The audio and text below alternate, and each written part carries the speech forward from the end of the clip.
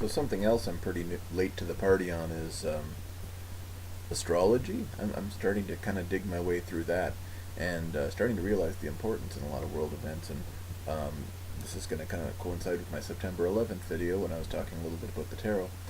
And I guess an important facet, I saw a video on this. A guy from Liverpool did a really in-depth, look at this. I wish I could remember his name. I'd point you toward his video. I'll find out. I'll put it in a link or something. But he was pointing out a Saturn-Pluto alignment, which happened on the day of September 11th, 2001. And I guess this is very, very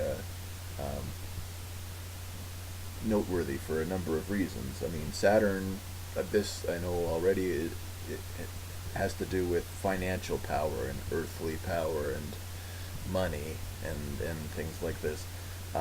And Saturn was in Gemini, the sign of the twins, right? So we can already know that the World Trade Center, what were they? They were twin towers that had to do with wealth and financial wealth. And that's what they were symbols of course, to the rest of the world. So that was already important, but then also directly across from it was Pluto, which stands for like destruction and deconstruction and secrecy, and it's like on the underworld, Hades, right?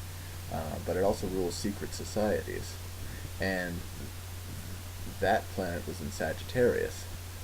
So in Sagittarius, that has to do with like travel, foreign cultures, and right away Islam comes to mind. I mean, most people had didn't even really know what it was on September 10th. By September 12th, the rest of the world was, almost an expert on, this Islam, which we'd never really paid all that much attention to before. Now we have, right? And so we've got, okay, so looking here, we've got our Saturn planet in the sign of the twins, right, which is Gemini. Where is it? There it is. Which is represented by Mercury, or Hermes, and Hermes came up in the 9/11 tarot cards, right?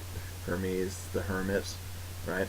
But it's represented by the winged messenger, and so that can easily be, represented by, there was a couple of winged messengers that day. And then we have the opposite side here with Pluto being in Sagittarius, and I've anytime I've looked up any Sagittarian constellations, I know it's supposed to be a bow and arrow, but again, to me it looks a lot more like an airplane. I'm sure that's not an accident, and that's foreign travel.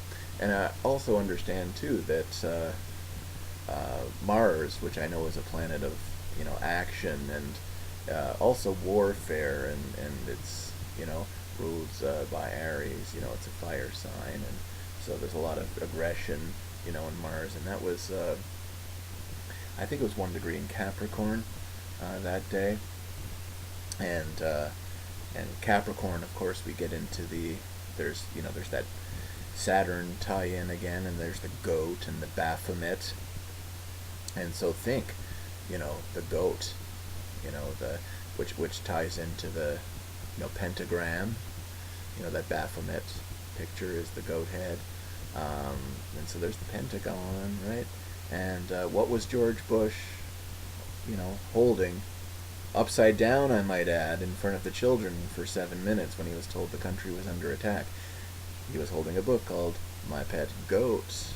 So there's a couple of other, very, very, quick things to keep in mind. Other people have done much more detailed videos on this. Again, I always steer people towards those videos for a more in-depth look, but these are just some